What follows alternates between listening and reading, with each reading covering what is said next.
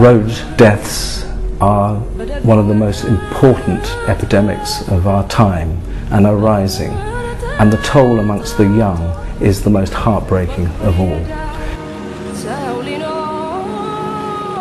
You have the question of the number of cars on the road and the way the roads are constructed, particularly in the developing world, sometimes without any safety consideration. So you need to ensure that the cars have a safety requirement, but also to ensure that the roads are built with safety in mind.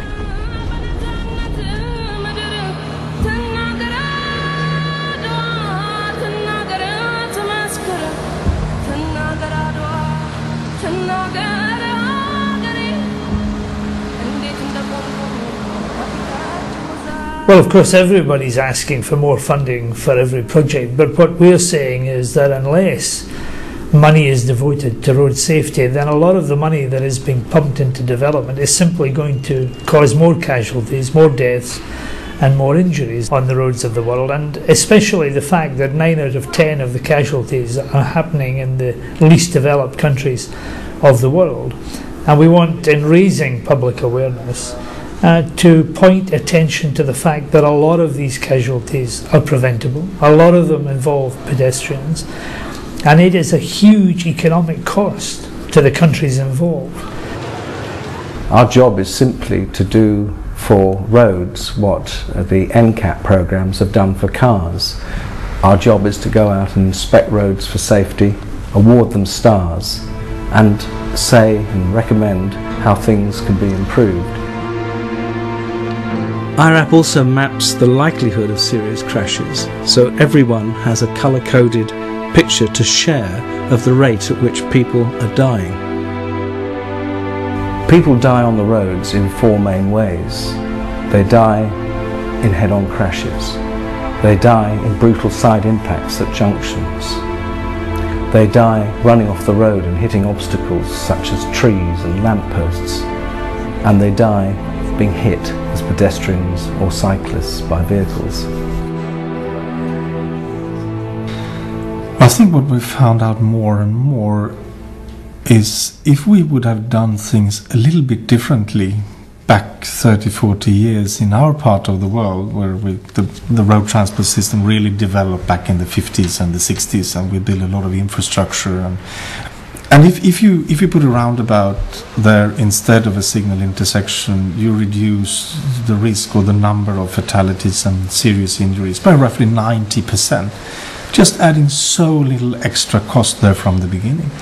It's the same if you look at, let's say, 2-lane trunk roads and things like that. If we would have put that physical barrier there in the beginning instead of just painting the midsection of the road, it's the same. We could have saved maybe 90% of the deaths we had over all these years.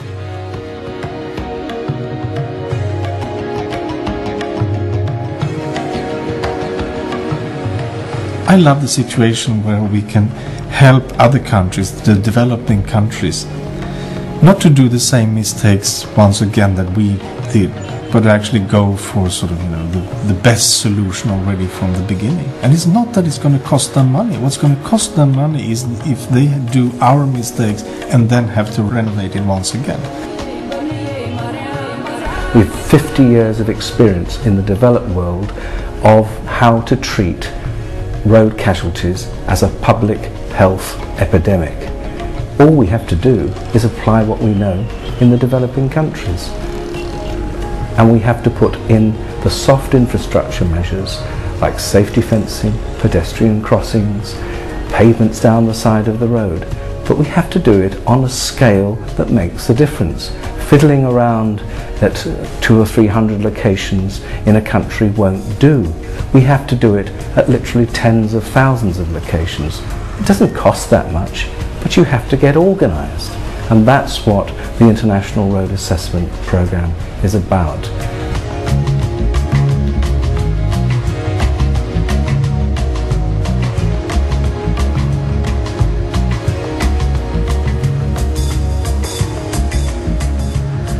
I would say that Costa Rica was very much of a typical developing country with very high incidents in deaths and accidents and injuries in our roads. The high cost of road accidents make investing in road safety a very worthwhile investment. So we decided to create this new decree, a resolution that states that every new road that we are going to build has to take into consideration the infrastructure towards road safety when you are designing the road. And the other thing that this resolution takes into consideration is about the roads that are already built. And in that case, we are going to review them. We hope that we are going to have enough help to design or redesign some of those old roads. What we're finding in the International Road Assessment Programme is that we can tap a new and modern theme of the younger engineers. They understand much better than the generation ahead of them that the job of road engineering is not just about building glossy new motorway projects. It's about large-scale projects to save lives. Uno de los aspectos más importantes es que el diseño se fundamenta. In the design of highways, the main emphasis has been given to traffic at the expense of pedestrians.